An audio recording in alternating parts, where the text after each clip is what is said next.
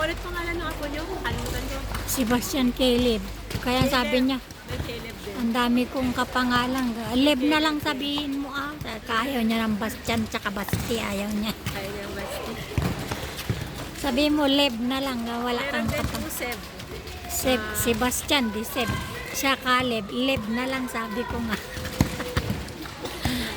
Yan po yung nagtatali ng shoelaces. Yan. Seb, ang pangalan niya. Ayan o, Seb. Caleb, Leb. Di, parang Lebron. Ayaw mo yun, sabi ko.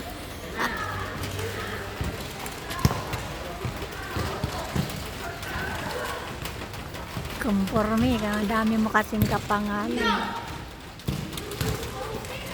Eh, okay naman po siya sa ano? Sa City High. Hindi na culture shock. Kasi galing sa... Wala nga daw siyang ano. Kausap, wala siyang ano. Kaya, ewan ko Hanap na paano. ng friends niya. Kasi bago pa lang naman.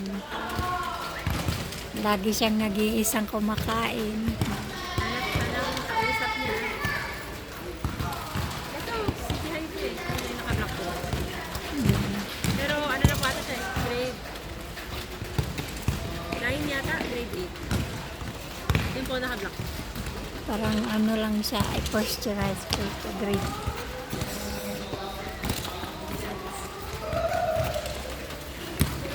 Umpisa lang niyang mag face to face, kaya nangangap pa. Mahirap din po kasi pag online. Tapos pag biglang mag face to face ulit, maninibago sila. Oo nga. Kaya parang hindi pa masyadong ano. Pero mahirap po dito kasi lagi nag-brown out. Nag-umpisa lang yan nung pandemic kasi.